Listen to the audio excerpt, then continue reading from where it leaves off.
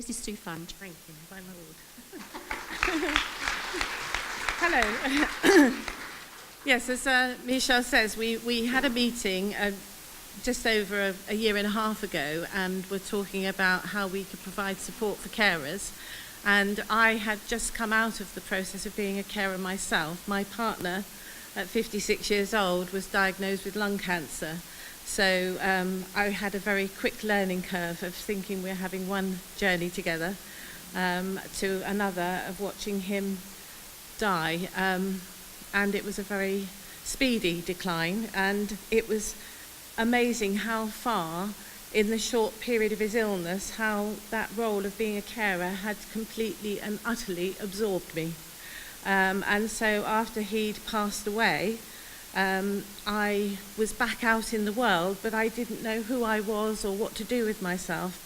For example, the Cowley Road had always, prior to my partner's illness, been a place of work or a place to go out for the evening.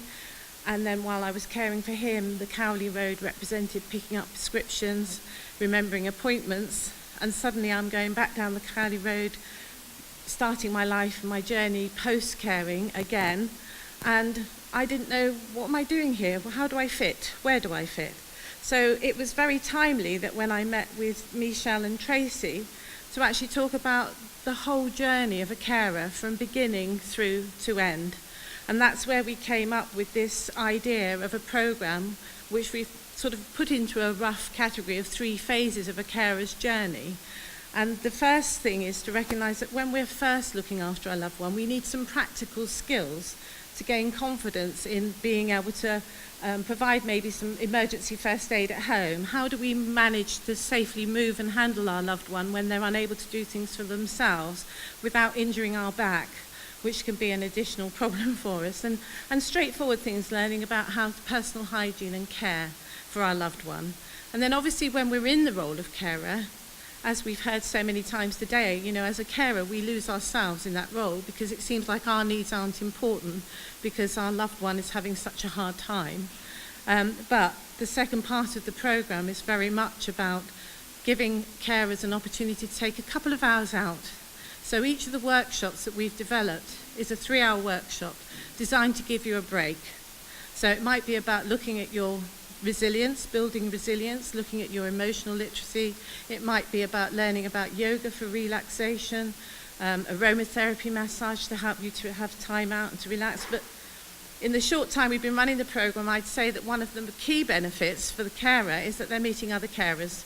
So it's a social interaction as well that can be the main thing that they get out of that particular phase of the carer's journey. And obviously the last phase of the journey is the saddest part of the journey.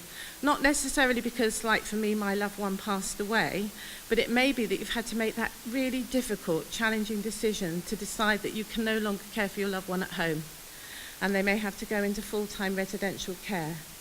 The emotions that we feel at that stage of the carer's journey can leave us feeling very bereft, guilty, angry, sad, all sorts of range of emotions. So I put together a specific course called Reclaiming Me that actually takes the carer on a journey of finding yourself again, like I had to find myself.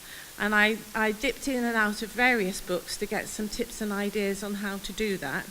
And I ran it just before the summer break for the first time with a group of carers in Kidlington, where I'm based. So this is the carers that came on the Reclaiming Me course, and all of the people that came on that course. And there were very different stories within the group, very different stories about how they'd come to be on their own. But they all felt that they felt less stressed with improved well-being as a result of doing the course. And the majority felt less isolated. So these are some of the comments that they came back with. We were all very extremely vulnerable and all feel we can begin to grow and use the techniques, because as the course progresses, I give handouts that are all tools that you can continue to use to help you on your journey of reclaiming yourself. So it was a very challenging course to deliver, because obviously for me as well, it reminded me of my own journey, but I believe it is something that can help carers at that stage in the journey. So it's It's out there now. We've had a stall there all day promoting the January to July programme that's coming up. The whole 3 phases are available in 4 different locations in the county. We can send out, and we are going to send out, a table so that you can directly click on and link to the website and get signed up. There'll be various ways you can come and enrol. You can dip in and out of the programme.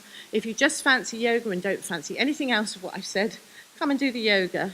And we're willing to hear what else you might find useful as carers so that we can add that to the programme going forward. So I hope that's explained it clearly enough. Is that okay? Yes. All right. Thank you.